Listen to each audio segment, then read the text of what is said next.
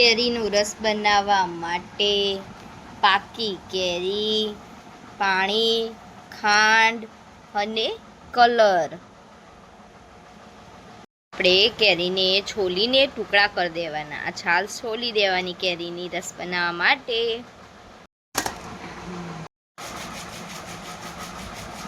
કેરીને એકદમ મસ્ત રીતે આ રીતના આખી છોલી દેવાની ચક્કા વડે.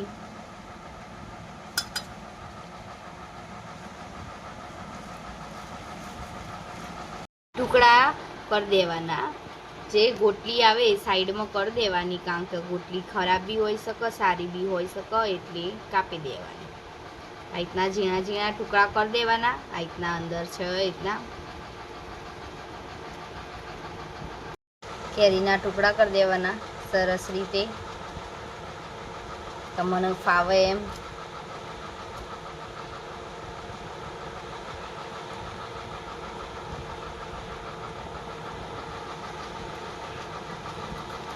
આખી કેરીને સુધારી દેવાની.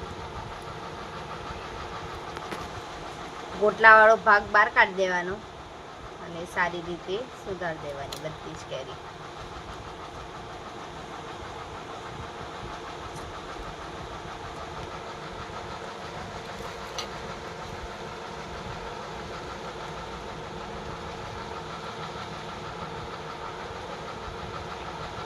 જે આપણે કેરી છોલી હતી એને સુધારી દીધી છે. હવે આપણે એને આ નળીમાં રસ કાઢીશું. તો એના માટે સૌ પ્રથમ આપણે ખાંડ એડ કરીશું. અમારી કેરી મોરી છે એટલે અમે વધારે ખોળ એડ કરીશું.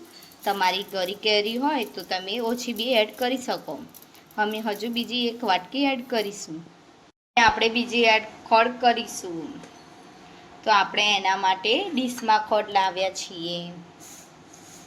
તો આ 2 વાટકી છે એટલે કુલ 3 વાટકી થઈ. પછી ચેક કરીશું, મોડો લાગશે તો બીજી એક વાટકી એડ કરીશું. આપણે કેરી અને ખાંડમાં આપણે એકદમ ચીલ પાણી એડ કરીશું, તેથી આપણો રસ એકદમ ઠંડો બને. તો બરફ બી આવી ગયો છે અંદર. અને પછી થોડીક વાર ક્યુબ્સ નાખી શકો, તમારે નાખવા હોય તો બરફના. મિક્સર વગર રસ કાઢીશું બ્લાન્ડરથી, જેને બધા બ્લાન્ડર કહે છે, ગ્રાઇન્ડર કહે છે.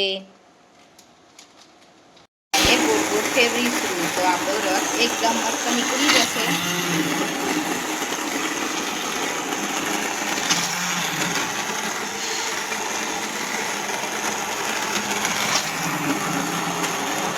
તમે જાડો પતલો રસ કરી શકો. હવે અંદર ફૂડ કલર એડ કરીશું, જે છે આ ફૂડ કલર કેસરી કલરનો છે. તમારે જોઈતો હોય તો એડ કરી શકો. અને થોડી ખાંડ, કારણ કે ખાટો લાગે છે રસ. આપણે હવે કલર એડ કરીશું.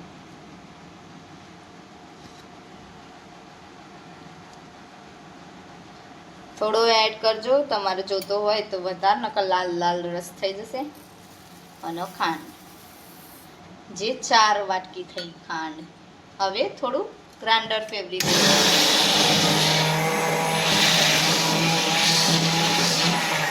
રસ તમારે પતલો કરવો હોય તો કરી શકો છો.